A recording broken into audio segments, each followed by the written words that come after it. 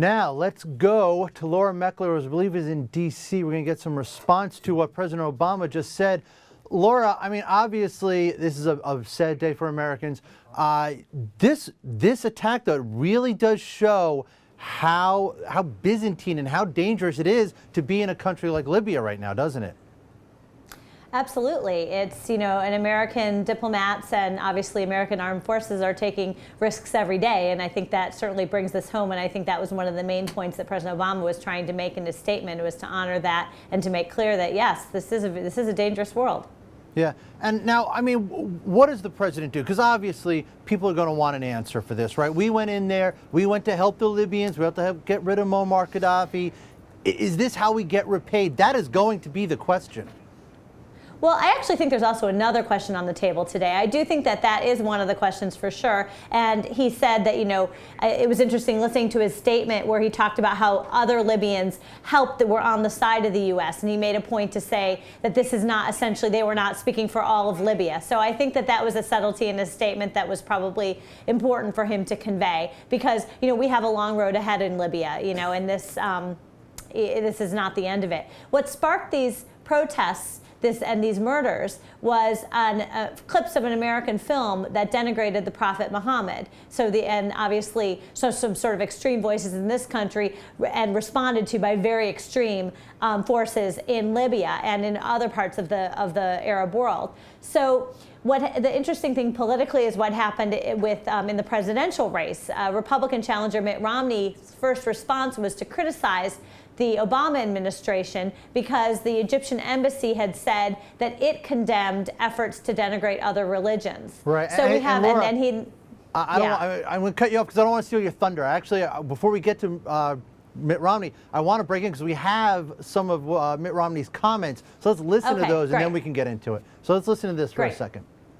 The president takes responsibility not just for the words that come from his mouth, but also from the words that come from his ambassadors, from his administration, from his embassies, from his State Department. They clearly sent mixed messages to the world, and the statement that came from the administration and the embassy is the administration. The statement that came from the administration was a statement which is akin to apology, and I think was a severe miscalculation. Governor.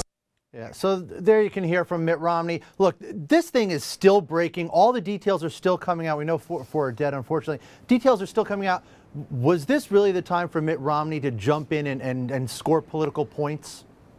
Well, that's what I think the question a lot of people are going to be asking today is. He came out with a statement similar to what he said this morning last night, before all the facts were known, before the ambassador and the three others were killed, in fact. But then he sort of doubled down on it this morning, and already there's been pushback against him for saying, this is not the response, that just because.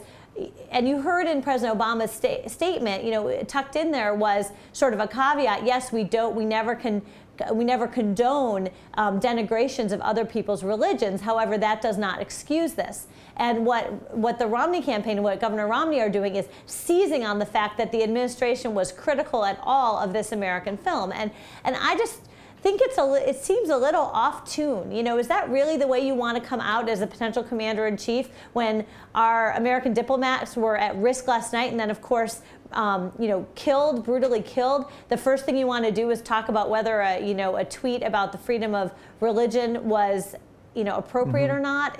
I think it might strike people as a little bit tone deaf. Right. Yeah, I know there's a good chance of that. Let's talk about the reality of the situation, though. Now, where do we go in Libya from here? I mean, we are involved in the nation, obviously involved in rebuilding it. What does this do to American-Libyan relations?